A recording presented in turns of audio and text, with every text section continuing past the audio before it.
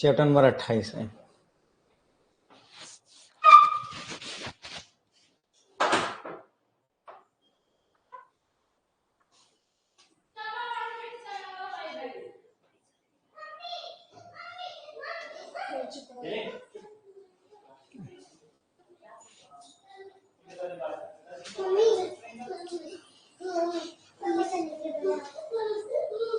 अभी नहीं sir, BFM का बुलेट पॉइंट्स जितने चैप्टर बन गए हैं मैं जल्दी ही अवेलेबल करवा दूंगा। 1-2 दिन में आपको लगभग 10-12 चैप्टर के अवेलेबल हो जाएंगे।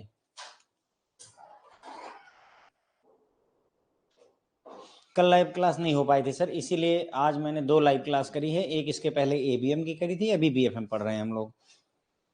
नहीं, कल कोई क्लास नहीं हो पाई थी, कनेक्टिविटी इश्यू था। अच्छी बात है सर, अगर पहली बार अटेंड कर रहे हैं। ठीक है, आज हम एनपीए बेस्ड कुछ एमसीक्यू करेंगे, बहुत ही अच्छे अच्छे और टॉप क्लास के एमसीक्यू करेंगे। उम्मीद है कि ये आपको एग्जाम में मिलने चाहिए।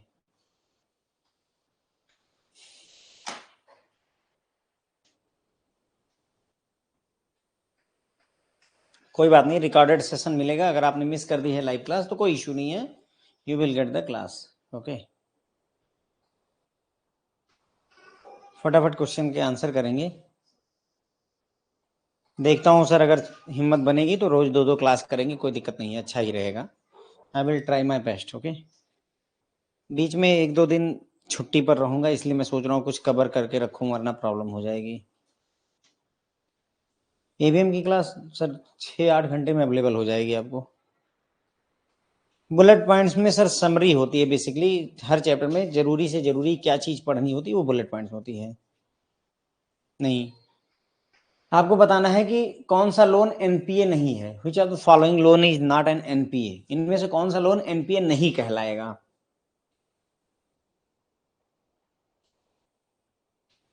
जल्दी जल्दी आंसर करेंगे। अगर इंटरेस्ट और instalment remain overdue for more than 90 days term loan के केस में, अगर ओवरड्राफ्ट है, कैश क्रेडिट है और अकाउंट आउट ऑफ ऑर्डर है, या फिर इंस्टॉलमेंट और मूलधन जो है आपका ओवरड्यू है 1 crop season for short duration crop, या फिर बिल जो है remain overdue for period of more than 90 days in case of bills purchase and discounted. तो सर इसमें देखो बाकी सब सही है, दिस इज ऑल करेक्ट, ये सब एनपीए कहलाएंगे, लेकिन ये एनपीए नहीं कहलाए क्योंकि यहाँ पर शॉर्ट ड्यूरेशन के लिए 2 क्रॉप सीजन होता है। ठीक है, 2 क्रॉप सीजन।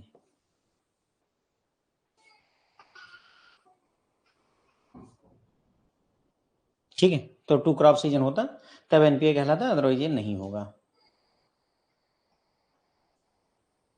किसी अमाउंट को ओवरड्यू कहा जाता है। ओवरड्यू कब कहते हैं? बोलते हैं ना कि पैसा ओवरड्यू रहेगा तब, तो किसे ओवरड्यू कहेंगे?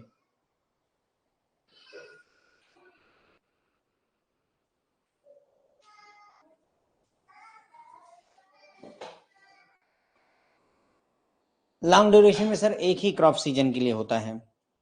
अगर लॉन्ग ड्यूरेशन एक क्रॉप सीजन है तो उसे बोल देते हैं कि ये जो है एनपीए हो गया है।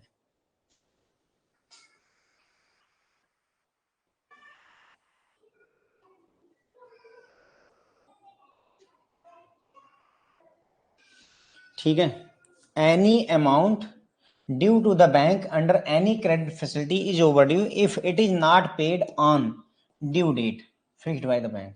जो ड्यू डेट बैंक द्वारा फिक्स की गई है, अगर उस डेट को आपने पेमेंट नहीं की तो सर उसे ओवरड्यू कहा जाता है। ठीक है, आफ्टर पे करें, बिफोर पे करें, है ना, अगर ये पे कर दी गई ऑन ड्यू डेट, ये सब नहीं होगा।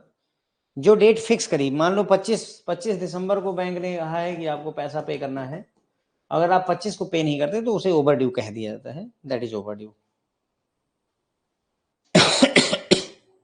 क्वेश्चन नंबर 3,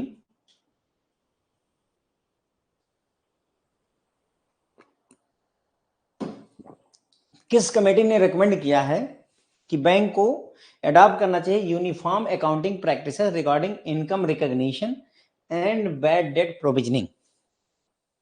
यानी किसके रिकमेंडेशन पर ये आया है कि हाँ हमें एसएमए और एनपीए, डाउटफुल 1, डाउटफुल 2, ये सारी चीजें किस कमेटी ने रिकमेंड किया था?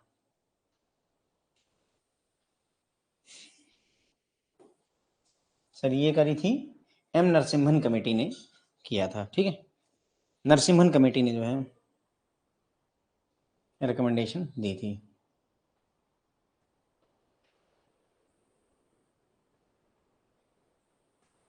आपको बताना है कि कौन सा स्टेटमेंट इनकरेक्ट है, इनमें से कौन सा स्टेटमेंट इनकरेक्ट है।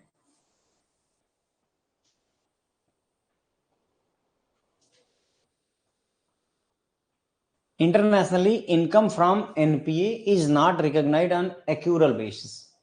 It is booked as income only when it is actually received.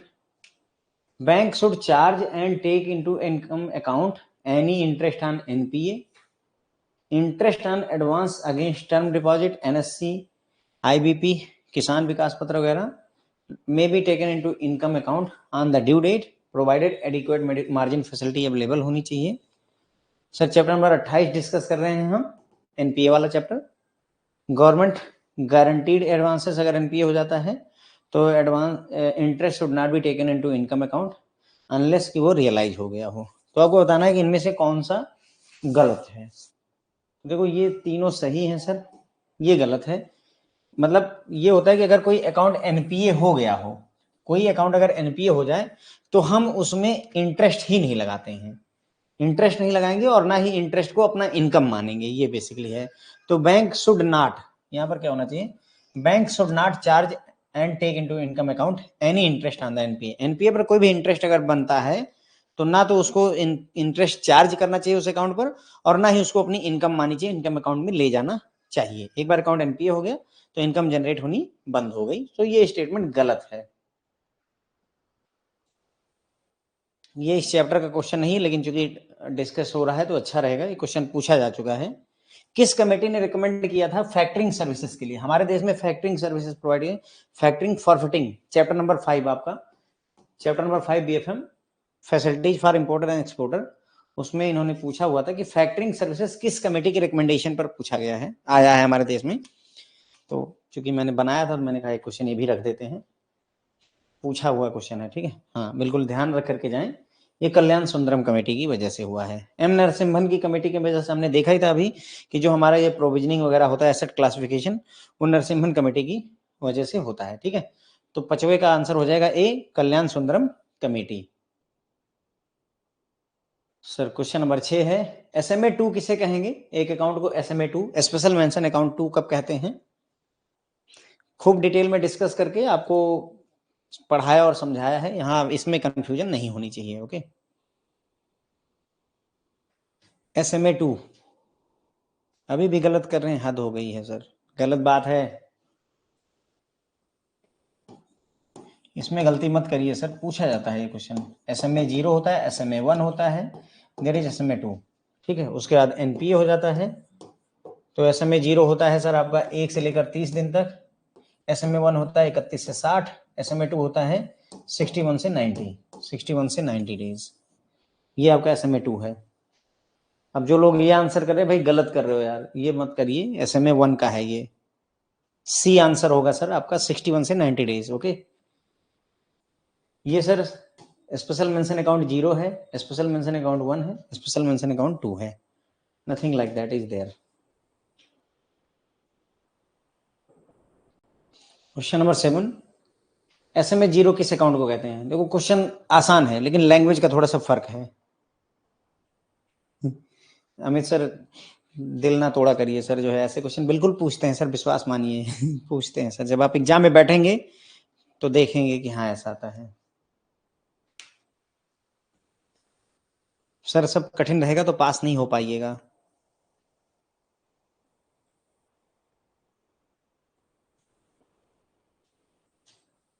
ठीक है, तो एसएमए 0 कब होता है? Same day instalment is demanded and not paid, जिस दिन मांगी जाती है और नहीं पे की जाती उसी दिन ही हमारा एसएमए 0 हो जाता है। पूछते हैं सर, बिल्कुल पूछते हैं। ये तो कोई सरल सा क्वेश्चन है लेकिन अभी देखना गलत करोगे बहुत सरल सा क्वेश्चन है। क्वेश्चन नंबर 8 पर गलती पक्का होगी, ये मैं दावे के साथ कह सकता हूँ।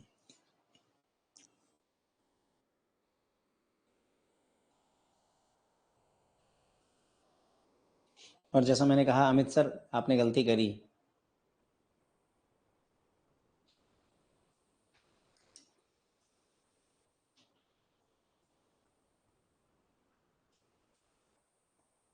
बहुत बढ़िया। देखो, एसेट का क्लासिफिकेशन बारोअर वाइज किया जाता है, ध्यान रखिएगा। यानी कि अगर मान लो मैंने 5 लोन ले रखे हैं, ठीक है, 5 लोन, एक भी लोन अगर मेरा एनपीए हुआ तो मतलब प्रॉब्लम हो जाती है, बारोअर वाइज ये होता है, ठीक है, ध्यान रखिएगा। बारोअर वाइज जो है एसेट का क्लासिफिकेशन किया जाता है, पर आंसर इतने करीब करीब हैं कि आंसर गलत हो जाने हैं। ये क्वेश्चन आउट ऑफ सिलेबस है, कोशिश करिए, देखिए आता हो तो। सही है जिन लोगों ने, अरे अमित सर आपको नहीं कह रहा हूँ, अमित सिंह सर को कह रहा हूं मैं। कोई नहीं, मैं यहाँ किसी को वो अप एंड डाउन नहीं, मैं बस बता रहा हूँ सर कि questions are there, simple and easy. बस केवल अपने को पता हो तो आसान लगता है, ना पता हो तो मुश्किल लगता है। अभी मैं एबीएम पढ़ा रहा था, मैंने वहां स्थिति देखी, बहुत ज्यादा पॉजिटिव रिस्पॉन्स नहीं था लोगों का। बीएफएम में आप लोग ज्यादा अच्छा रिस्पॉन्ड करते हैं, मैं देखता हूँ कि number of people are there, लगभग आप 450-500 लोग ज्वाइन करते हैं, उसमें 200-250 ज्वाइन करते हैं। इसमें ज्यादा इंटरेक्ट करते हैं, उसमें इंटरेक्ट भी कम करते हैं। तो कितनी प्रोविजनिंग करनी होगी? अगर ईसीजीसी क्लासिफिकेशन B1 है, कंट्री का ईसीजीसी क्लासिफिकेशन B1 है, तो प्रोविजनिंग कितनी होगी? बहुत बढ़िया, 5% जिसने आंसर दिया भाई वो बहुत अच्छा है। ये देखो एज पर आरबीआई सर्कुलर है, जैसा कि मैंने आपको कहा ये आउट ऑफ सिलेबस है, आरबीआई के सर्कुलर से है। देखो 7 क्लासिफिकेशन होते राइट ईसीजीसी के, ये 7 क्लासिफिकेशन है। A1 के लिए 0.2 है, B1 के लिए 5 है, B2 के लिए 20% है, C1 के लिए 25 और C2 और D के लिए 100% की प्रोविजनिंग हुई पड़ी है, ठीक है। थोड़ा सा ध्यान रखें, मुझे लगा कहीं पूछ ले मे बी दे आस्क, तो इसलिए मैंने इसको बता दिया आपको, 5% की प्रोविजनिंग करनी होगी। B1 कंट्री के लिए 5% की प्रोविजनिंग की जाती है। फिलहाल ऐसा क्वेश्चन पूछा नहीं गया है, मैं आपको ये भी बता दूं, ऐसा क्वेश्चन पूछा नहीं गया, पर पूछ सकते हैं। Question number 10, lender to report credit information including classification of account as SMA to CRILC, Central Repository of Information on Large Credit, on all borrowers having aggregate exposure of, मतलब कितना एक्सपोजर होगा तो उसकी रिपोर्टिंग जो है CRILC को करना होगा।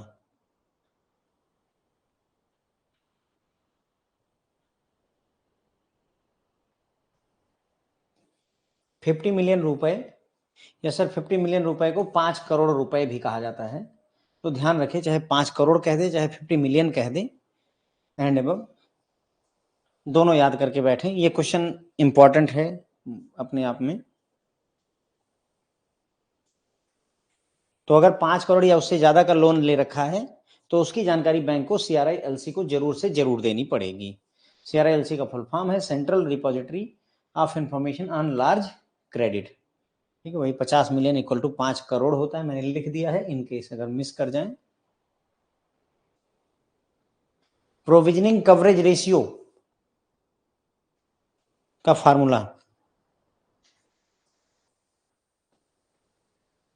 नंदन सर क्वेश्चन क्या है आपका? क्वेश्चन मार्क तो कहीं है पर क्वेश्चन नहीं है सर, बताएं क्वेश्चन पूछें आप।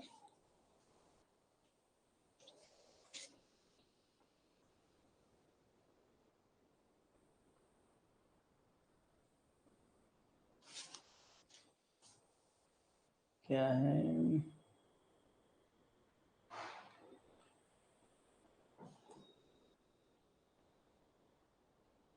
अभी नेम चेंज हो गई है CIMS, आई थिंक, नहीं CIMS नहीं, इसका नहीं चेंज हुआ सर, वो तो रिपोर्टिंग का था, याद करिए, रिपोर्टिंग प्लेटफॉर्म में चेंज हुआ था। ये होता है सर, PCR का फार्मूला होता है provisioning divided by gross NPA. Provisioning को डिवाइड करते हैं ग्रॉस एनपीए, तो हमारा प्रोविजनिंग कवरेज रेशियो निकल करके आता है।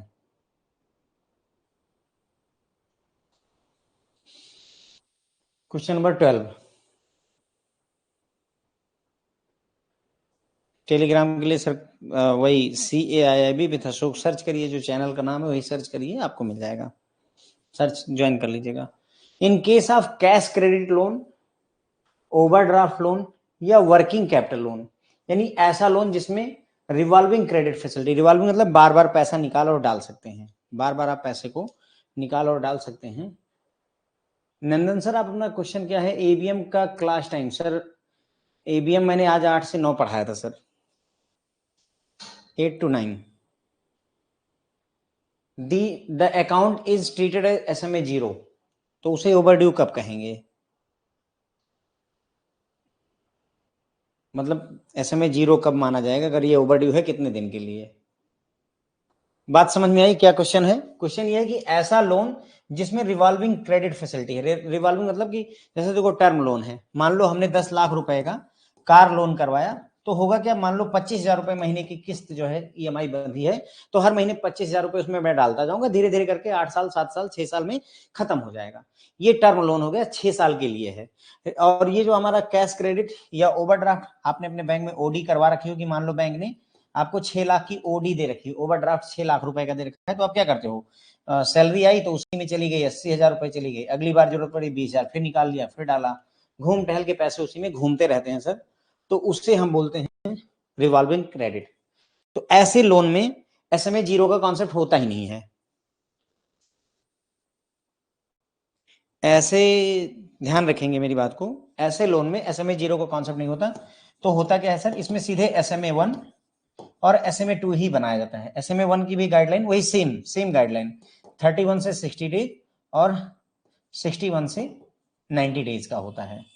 बस SMA 0 मार्क नहीं किया जाता है, हम वेट करते रहेंगे 31 दिन का, जब 31 दिन हो जाएगा ओवरड्यू हुए, तब हम उसे SMA 1 सीधे मार्क कर देते हैं। ठीक है, ध्यान रखिएगा इस बात को।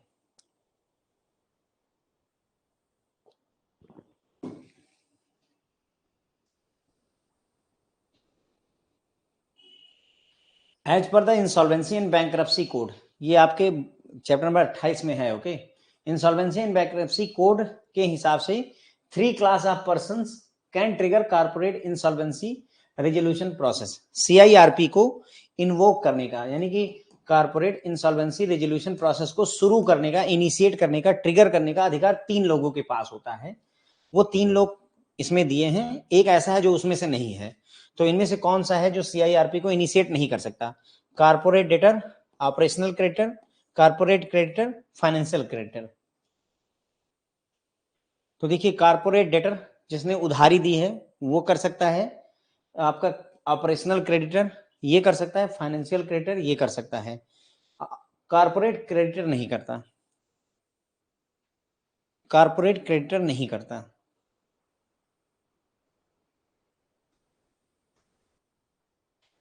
ध्यान दें, कारपोरेट डेटर मतलब जिसने उधार ले रखा है, वो कंपनी जिसने उधार ले रखा है वो हो गई। और ऑपरेशनल क्रेडिटर यानी कि जो उधार देने वाले हैं, जैसे बैंक वगैरह, बैंक फाइनेंस पैसा देता है तो उसे फाइनेंशियल क्रेडिटर कह देंगे, बैंक पैसा देगा तो उसे फाइनेंशियल क्रेडिटर कह देंगे। तो बैंक इनिशिएट कर सकता है। कारपोरेट डेटर यानी जिसने उधार ले रखा है, यानी वो कंपनी, जो कंपनी दिवालिया होने वाली, वो खुद भी अपना CIRP कर सकती है, कोई दिक्कत नहीं है।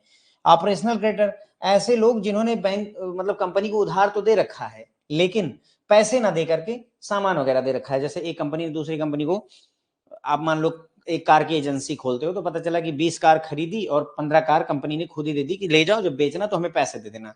तो ऐसे लोग आपके ऑपरेशनल क्रेडिटर में आ जाते हैं। तो ये तीनों इनिशिएट कर सकते हैं। कारपोरेट क्रेडिटर जैसी कोई चीज यहाँ पर डिस्कस नहीं की गई है। ओके, ध्यान रखेंगे। 2019 में इंसॉल्वेंसी एंड बैंकरप्सी कोड को अमेंड किया गया और ये कहा गया कि CIRP, corporate insolvency and resolution process को कितने दिन में कंप्लीट कर दिया जाना चाहिए, उतने दिन के अंदर में ये भी शामिल करिए, अगर कोई एक्सटेंशन दिया गया है या लीगल प्रोसीडिंग वगैरह करने के लिए कोई अगर टाइम एक्सटेंशन वगैरह दिएगा तो उसको भी शामिल करके टोटल मिलाकर कितने दिन के अंदर में CIRP प्रोसेस को कंप्लीट कर दिया जाना चाहिए। तो सर CIRP प्रोसेस को कंप्लीट करने का टोटल 330 दिन दिया गया 2019 की अमेंडमेंट में, टोटल 330 डेज का समय दिया गया है। ये सर क्वेश्चन सारे के सारे 1 नंबर के क्वेश्चन है, मिल सकते हैं आपको एग्जाम में।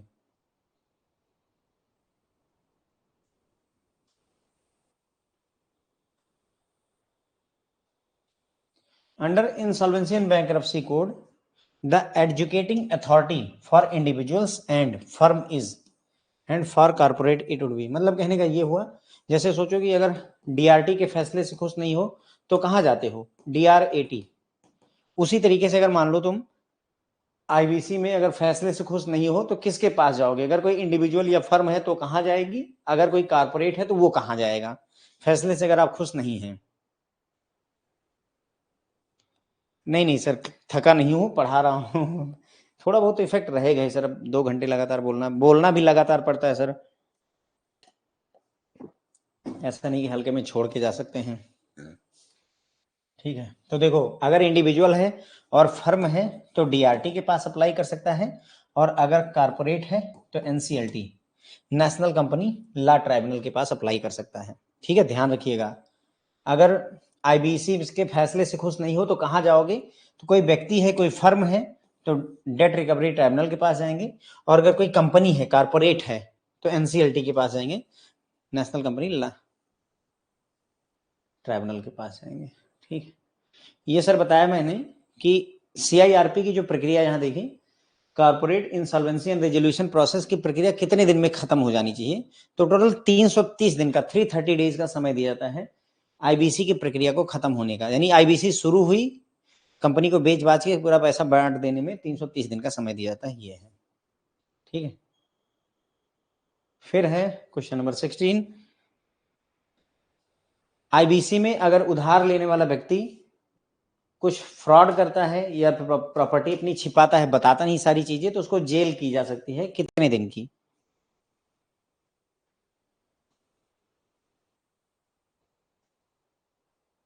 तो in insolvency and bankruptcy code, the debtor could be jailed for up to this much year for concealing property और डिफ्रॉडिंग क्रेडिटर।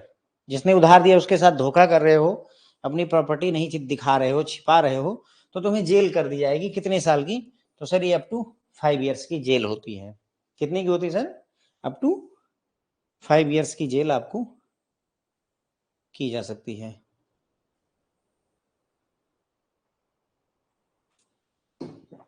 सभी क्वेश्चन सर चैप्टर नंबर 28 के ही हैं, 28 में ये सारी चीजें हैं।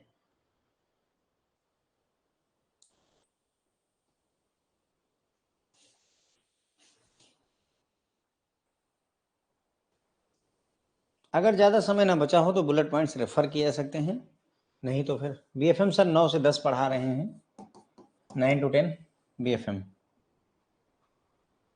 बैड बैंक क्या होता है, ये भी है हमारे सिलेबस में। What is bad bank? Sir ऐसा डिसाइड किया गया है, आईबीसी का जो कोड बना है उसमें सब डिसाइड है कि क्या काम डीआरटी देखेगा, कौन सा काम एनसीएलटी देखेगा। हम अपनी तरफ से नहीं वहां डिसाइड कर सकते हैं। ओके, पूरा बाकायदा संविधान में कानून पास हुआ है सर। ओके, हाँ, बैड बैंक किसे कहते हैं सर? ऐसा बैंक जो बैड लोन को खरीदता है। A bad bank is a financial entity set up to buy non-performing assets or bad loan from banks.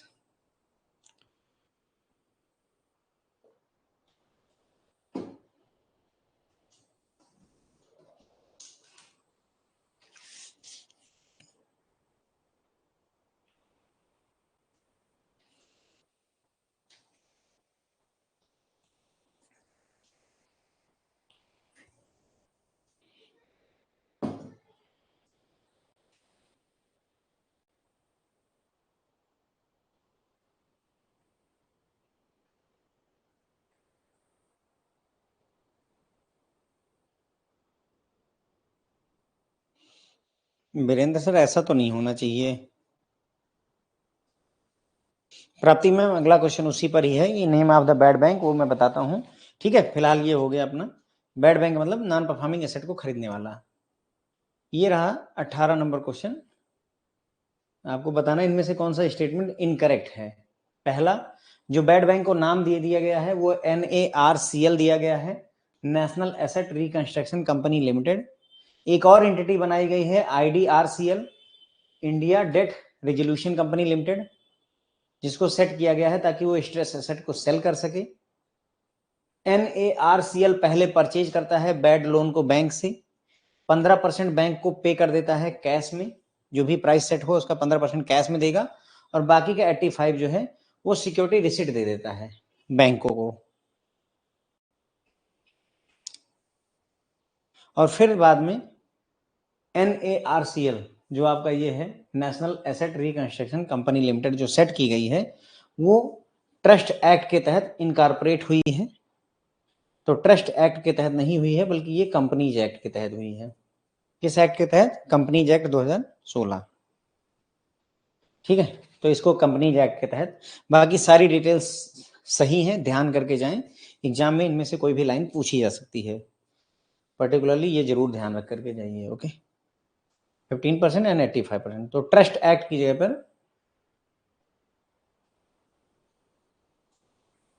Companies act 2016। ठीक है, SMA 0 कब कहते हैं? देखिए सेम क्वेश्चन, लैंग्वेज थोड़ी सी डिफरेंट, क्वेश्चन सेम है।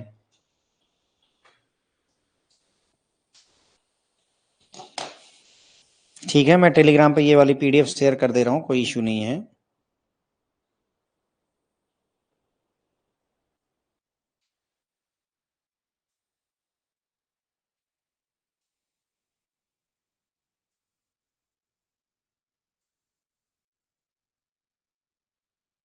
PDF शेयर हो चुकी है, अगर आप चाहें तो देख सकते हैं।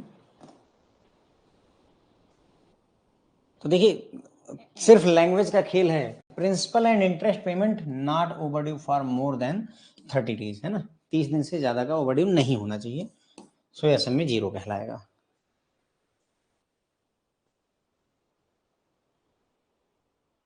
आई थिंक जो है क्लास खत्म होने की कगार पर है।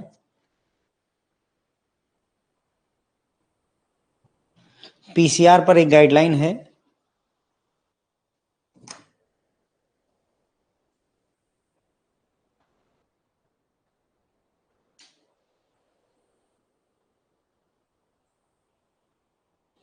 हाँ सर, अभिषेक सर नॉट लगा हुआ है।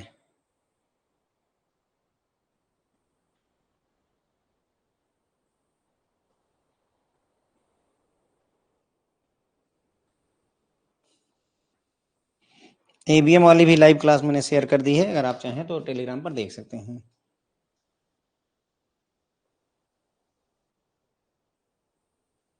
टेलीग्राम चैनल पर अवेलेबल है। हाँ, क्वेश्चन नंबर 20 है PCR of a bank should not be less than. तो किसी भी बैंक का PCR 70% से कम नहीं होना चाहिए, लेस देन 70%। पूछा जाता है सर, PCR पर क्वेश्चन आते हैं। ओके, PCR पर क्वेश्चंस पूछे जाते हैं, इसीलिए मैंने इसको कवर किया है यहाँ पर। क्वेश्चन नंबर 21 पर आ जाते हैं। ये क्वेश्चन पूछा जा रहा है, अब आजकल जो है IIBF ऐसे क्वेश्चंस पर दिमाग लगा रहा है, तो इसको थोड़ा सा सीखते हैं। मैंने आपको क्रॉप लोन वाला बताया था ना, क्रॉप लोन के लिए अपनी बात हुई थी। क्वेश्चन नंबर 18 और 19 में क्या प्रॉब्लम है सर? 18 में मैंने आपको बताया कि भाई ये जो है, जो बैड बैंक है वो ट्रस्ट यानी कि NARCL national asset reconstruction company limited companies act के तहत रजिस्टर्ड है, ना कि ट्रस्ट एक्ट के तहत। तो ये गलत हो गया। ठीक है, पहला। उसके बाद में SMA 0 कहलाता है यदि मूलधन और ब्याज जो है ओवर ड्यू ना हो 30 दिन से ज्यादा। 30 दिन तक है तो SMA 0 कहलाएगा, 30 दिन से ज्यादा ना हो। ठीक है, तो B हो गया इसका। PCR जो है 70% से नॉट लेस देन 70%, यानी कि प्रोविजन कवरेज रेशियो 70% उससे ज्यादा होना चाहिए। KCC लोन दिया गया है बैंक के द्वारा 1 जनवरी 2020 को for the short duration crop, और कंसिडर किया जाता है कि क्रॉप को 1 साल लगेंगे बुआई से लेकर के फाइनल हार्वेस्टिंग, काट पीट करके बेचने में या खा पी लेने में। तो इसे NPA कब क्लासिफाइड किया जाएगा? अगर मान लो पैसा कस्टमर हमारा नहीं चुका पाता है, अगर पैसा नहीं दे पाता है किसान, तो हम इसे कब NPA क्लासिफाई करेंगे? ठीक है, तो देखो सरल है, केवल थोड़ा सा समझने की बात है। 1 जनवरी 2020 को हमने इस कस्टमर को लोन दिया है। ठीक है, और उसके बाद में शॉर्ट ड्यूरेशन क्रॉप है। कैसी क्रॉप है सर? कम अवधि की क्रॉप है, और आपको ये भी बताया जाएगा कि उस फसल के लिए समय कितना है, 1 साल लगेगा। तो देखो 1 जनवरी 2020 को हमने लोन दिया है और फसल 1 साल में तैयार होगी तो कस्टमर को हमने लोन दिया, 1 साल में फसल तैयार होगी, 1 साल बाद वो काट करके बेच करके हमारा पैसा चुका सकता है। आइडली फंडा ये चलता है। तो 1 साल बाद यानी कि 31 दिसंबर 2020 को हमारा पैसा लौटा देना चाहिए उसे। तो ये हमारी ड्यू डेट हो गई, हाँ 2020 में ही, ठीक। तो ये हमारी ड्यू डेट हो गई 31 दिसंबर 2020 को उसे हमारा पैसा लौटाना चाहिए। बात समझो, सरल सा है। 1 जनवरी 2020 को तुमने लोन दिया, तुम किसी को उधार दिए, किसान को, 1 साल में अपनी फसल लगाएगा, काटेगा और जोत बो करके खत्म कर देगा, क्योंकि 1 साल की फसल है, और बेच करके तुम्हारा पैसा लौटाएगा। तो 1 जनवरी को तुमने दिया था, 1 साल बाद वो आपका पैसा लौटाएगा। तो 1 ईयर, देखो साल कितना का होता है, 1 जनवरी शुरू होता है, 31 दिसंबर को खत्म होता है, तो 1 साल हो गए ना 31 दिसंबर को, फंडा है ना। हम 1 जनवरी 2021 नहीं लिखेंगे, ध्यान दे मैं क्या कहना चाह रहा हूँ। 1 जनवरी 2021 को 1 साल नहीं होगा, नहीं, 31 दिसंबर 2020 को ही आपका साल कंप्लीट हो जाएगा, 1 ईयर पूरा कंप्लीट हो जा रहा है, ठीक है। तो 31 दिसंबर 2020 को उसको हमारा पैसा लौटा देना चाहिए, ड्यू डेट। लेकिन मान लो हमारा पैसा नहीं लौटा पाता है, तो फिर हम कितना इंतजार करेंगे एनपीए करने के लिए? 2 क्रॉप सीजन। कितना इंतजार करेंगे sir? 2 crop season, 2 crop season हम इंतजार करेंगे, यानी कि 31 दिसंबर 2020 से अगले 2 बरस हम इंतजार करेंगे। अगले 2 बरस क्यों? क्योंकि 2 क्रॉप सीजन इंतजार करना होता है। शॉर्ट ड्यूरेशन में 2 क्रॉप सीजन, लॉन्ग ड्यूरेशन में 1 क्रॉप सीजन। 2 क्रॉप सीजन और 1 क्रॉप सीजन 1 साल की है, तो 2 क्रॉप सीजन 2 साल की हो जाएगी। तो 2 साल हम और इंतजार करेंगे। तो 31 दिसंबर 2022 को हमारा अकाउंट एनपीए में चला जाएगा, 31 दिसंबर 2022 में। जून में क्वेश्चन ये पूछा जा चुका है, यस। हाँ बिल्कुल सर, पहले भी करवा चुका हूं, लोगों की डिमांड थी सर कि क्रॉप लोन वाला एक बार और करवा दीजिए, इसलिए करवा दिया है। तो ए हमारा आंसर हो जाएगा, ठीक है। ये वाला क्वेश्चन भी करते हैं।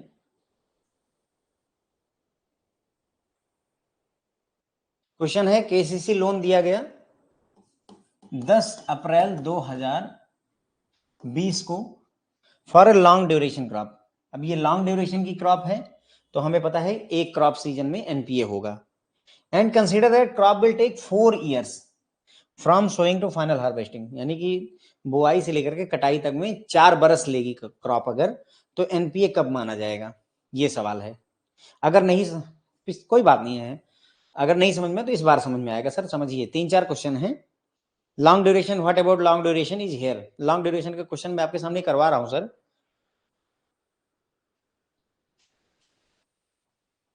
ठीक है, ऐसा नहीं है सर कि 60 टर्म 2 क्रॉप इन ईयर, ऐसा नहीं है।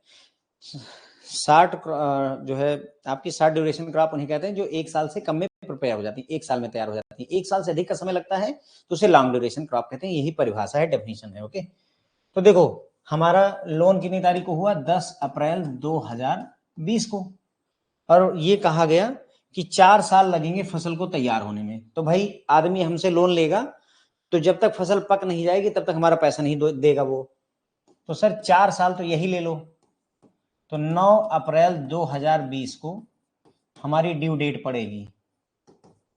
सही कहा मैंने या गलत कहा है ना? 9 अप्रैल 2020 को उसकी ड्यू डेट पड़ेगी, यानी कि ऐसे बड़ा सिंपल सा समझो, उधार लिया है, जब तक फसल कटेगी नहीं हमारा पैसा नहीं देगा। तो अगर 2020 में लिया और 4 साल लगेंगे, वैसे 4 साल की क्रॉप नहीं होती, मैं बस समझाने के लिए आपको लाया हूं। 4 साल की क्रॉप लगी, 4 साल, तो 9 अप्रैल 2020, 9 अप्रैल 2024 को जो है इसकी ड्यू डेट आएगी कि हाँ किसान को हमारा पैसा वापस करना चाहिए। लेकिन अगर अब ना पैसा वापस करे तो एक जो है क्रॉप सीजन बाद, एक क्रॉप सीजन बाद, एक क्रॉप सीजन बाद क्यों? क्योंकि ये लॉन्ग ड्यूरेशन की क्रॉप है, आपकी लॉन्ग ड्यूरेशन की क्रॉप है, तो एक क्रॉप सीजन हम वेट करेंगे कि बंदा हमारा पैसा वापस कर जाएगा। तो एक क्रॉप सीजन में कितने साल होंगे सर? ये लिखा ही है कि एक क्रॉप सीजन में 4 साल लगते हैं, तो अगले 4 और साल हम इंतजार करेंगे। आ जाएगा सर 9 अप्रैल 2028, इस डेट को इसे एनपीए मार्क कर दिया जाएगा।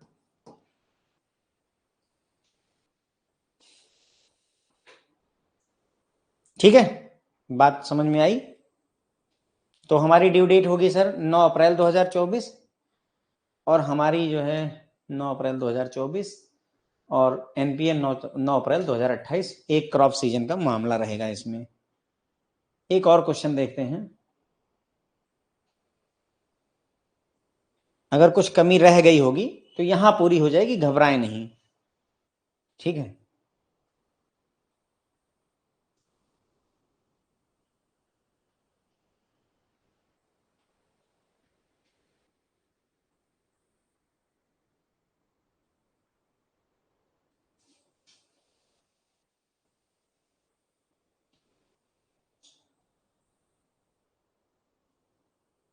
जो 4 साल में वो लीप ईयर वाला कंसिडर कर रहे हैं क्या? रमेश सर बताएं, 9 अप्रैल 8 अप्रैल क्यों नहीं? आपके हिसाब से 8 अप्रैल क्यों? लीप ईयर में एक साल एक कम कर रहे हैं क्या इसलिए? सर एनपीए 8 अप्रैल होगी, 9 अप्रैल नहीं, क्यों?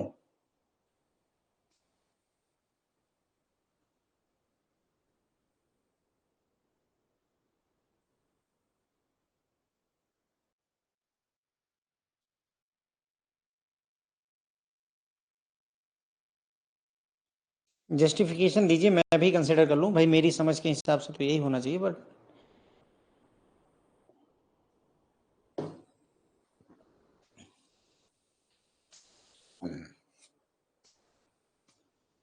हाँ तो सर 31 दिसंबर बिल्कुल एक दिन कम लेते हैं ना। अच्छा,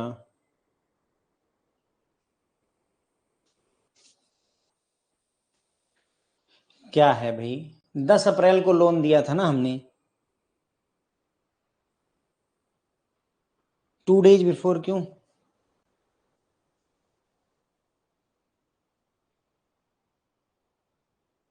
हाँ ठीक है। सर किया तो है, 10 अप्रैल था तो उसको 9 अप्रैल कर दिया है।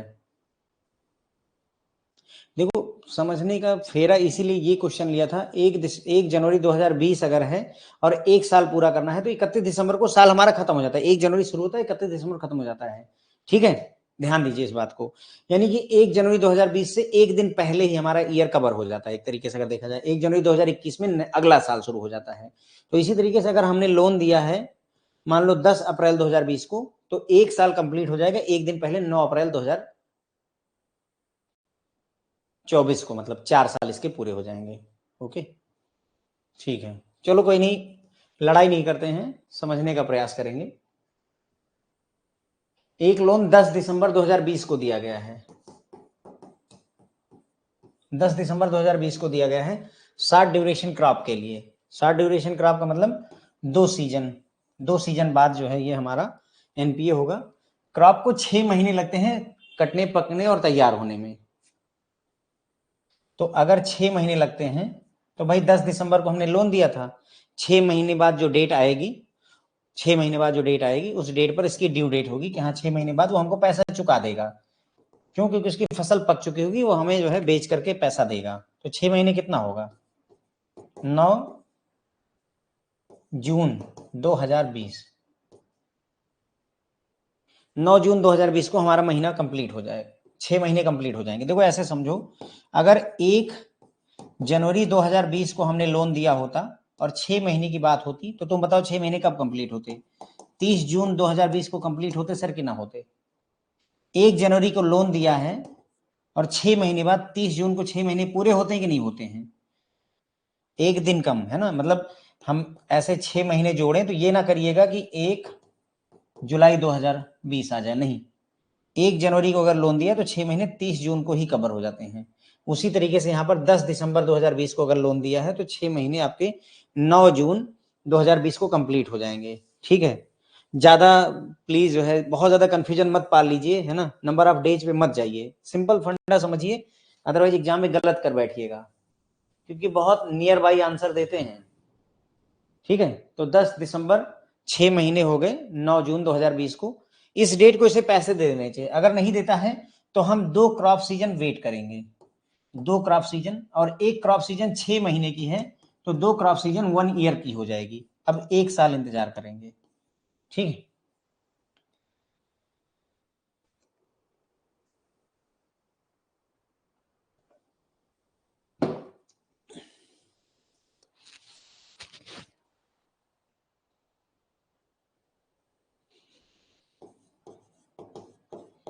9 जून 2021। अब मुझे समझ में आ रहा है आप क्या कहना चाह रहे हैं। आप ये कह रहे हैं कि 9 जून 2020 है तो एक साल जो है 8 जून 2021 को पूरा हो जाएगा, यही कह रहे हैं शायद ना।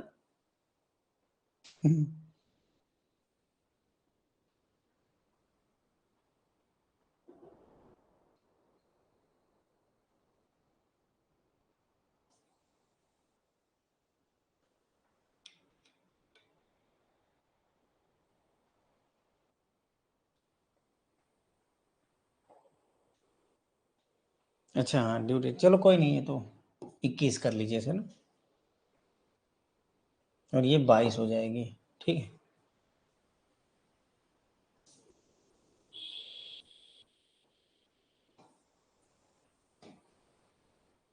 दो क्रॉप सीजन, ठीक है।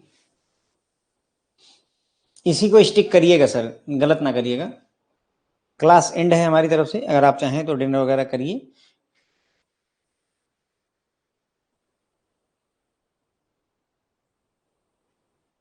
सर देखो ऐसा है कि जो मैं आपको ये पढ़ा रहा हूँ ना, ये एक कोई ग्रामीण बैंक है उसके सर्कुलर से मैंने ये लिया हुआ है डेटा। अच्छा, तो गलत होने के चांस नहीं बनते हैं। सर्कुलर में उन्होंने बाकायदा, बैंक का सर्कुलर, उसमें उन्होंने बाकायदा एग्जाम्पल से दिया हुआ है कि हाँ, और उसी का ही क्वेश्चन मैंने यहाँ पर पढ़ाया हुआ है आपको, तो ऐसे में गलत होने के चांसेस ना के बराबर हैं।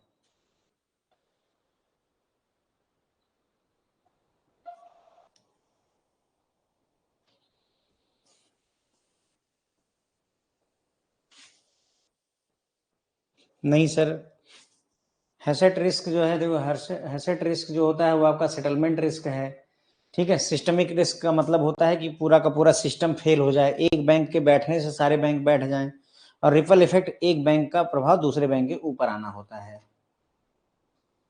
एक और होता है कंटेनमेंट इफेक्ट, ऐसे कुछ और एक और होता है।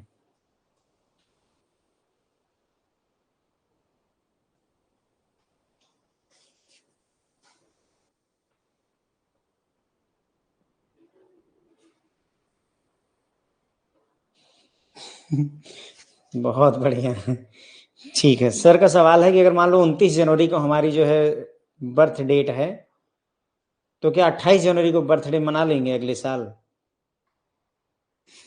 क्योंकि वो एक, सर वो एक साल बाद मनाया जाता है ना, एक साल बाद मनाया जाता है, एग्जैक्ट एक साल पे नहीं मनाया जाता आपका बर्थडे, ठीक है। मान लो मेरी 15 मई को है, तो 15 मई एक साल पूरे होने पर पूरा है ना, अगले साल 15 मई को मनाएंगे। चलो खैर, गुड क्वेश्चन।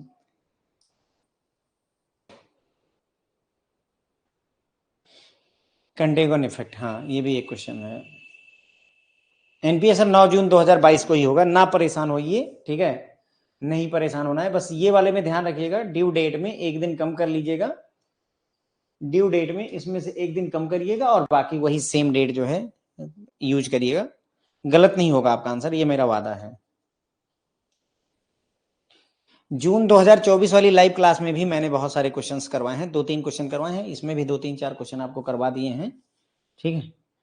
तो कंफ्यूजन पाल करके फायदा नहीं है सर, इतनी मेहनत करी है फिर कंफ्यूजन हो जाए तो क्या फायदा है। देखो इस वाले क्वेश्चन में तो दिख रहा होगा ना मैं जो कह रहा हूं, ठीक है। देखो इसमें क्या है, 1 जनवरी 2020 को हमने लोन दिया, फसल को पकने में एक साल लगते हैं, तो 31 दिसंबर 2020 को हमारी फसल पक करके तैयार हो जाएगी। अब उसके बाद में यहाँ पर चूंकि 2 क्रॉप सीजन है तो 2 साल हम और इंतजार करेंगे, तो सर 31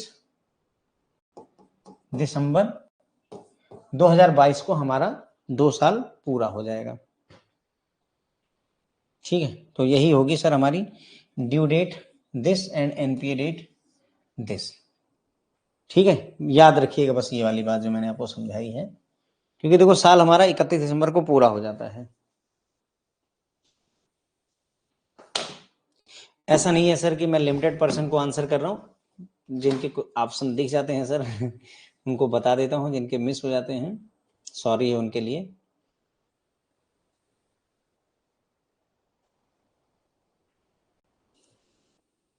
क्वेश्चन नंबर 23 वाले में सर वही है, देखो 10 दिसंबर को हमने लोन दिया है, 10 दिसंबर 2020 को हमने लोन दिया है, 6 महीने का टाइम लगेगा हमारी फसल को पकने में, तो 6 महीने हो जाएगा सर। देखो दिसंबर है तो जनवरी, फरवरी, मार्च, अप्रैल, मई, जून, ठीक है 6 महीने हो गए। जून तो मतलब एक दिन कम कर दिया, 9 जून 2021 को हमारा ड्यू डेट हो जाएगी, इस दिन हमारा पैसा देना चाहिए। फिर चूंकि 60 ड्यूरेशन की क्रॉप है सर, 60 ड्यूरेशन की क्रॉप है, 2 क्रॉप सीजन इंतजार करेंगे, यानी 1 साल हम इंतजार करेंगे कि आप हमारा पैसा दे दें, 2 क्रॉप सीजन तक वेट करेंगे। तो ये हो जाएगा 9 जून 2022। क्यों? क्योंकि 6 महीने की 2 क्रॉप सीजन है, 6 महीने फिर 6 महीने, तो 1 साल हो गया सर ना। तो 1 साल इंतजार करेंगे, 9 जून 2022 तक हमारा पैसा आ जाना चाहिए। इसीलिए 1 साल, 4 साल और जो है आपका 6 महीने, तीनों तरीके के क्वेश्चन सर लेकर आए हैं ताकि आपको ये दिक्कत ना रहे।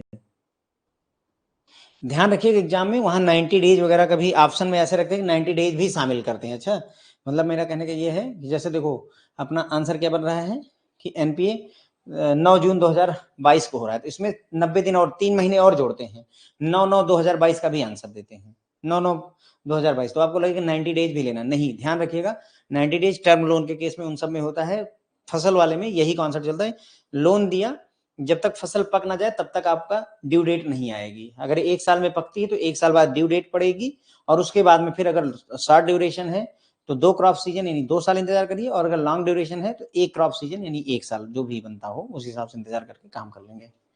ठीक है, क्वेश्चन नंबर 10 में क्या था सर? ये क्वेश्चन नंबर 10 में सर, क्वेश्चन नंबर 10 है कि अगर जो है 50 मिलियन डॉलर या 5 करोड़ या उससे ज्यादा का लोन है, 5 करोड़ या उससे ज्यादा का लोन अगर कस्टमर ने ले रखा है तो उस बात की जानकारी सीआरआई एलसी को दी जानी चाहिए।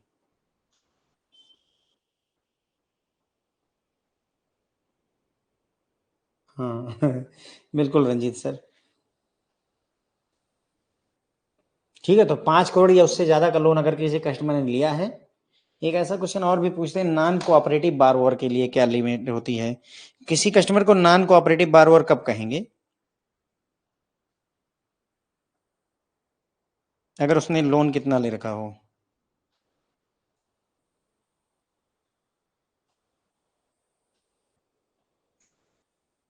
देखना पड़ेगा, मेरे ख्याल से ये भी 50 मिलियन ही है ना, 50 मिलियन, 5 करोड़ या उससे अबव का ही है। ठीक है, 5 करोड़ या उससे अबव का अगर लोन दे रखा है तो वैसे ही कस्टमर को नॉन कोऑपरेटिव बारोवर में डिफाइन करने की कोशिश की जाती है। तो ये भी क्वेश्चन पूछा जाता है।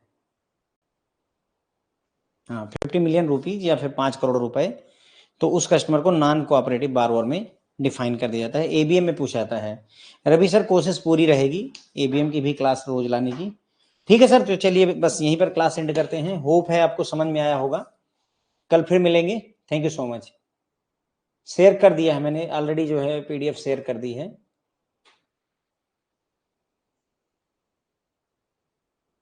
Sir out of order days मैंने नहीं उस क्वेश्चन में शामिल नहीं किया, बस ये लिखा था कि आउट ऑफ ऑर्डर होना चाहिए। क्वेश्चन नंबर 2 में मैंने ये लिखा कि वो आउट ऑफ ऑर्डर होना चाहिए, है ना। Here it is,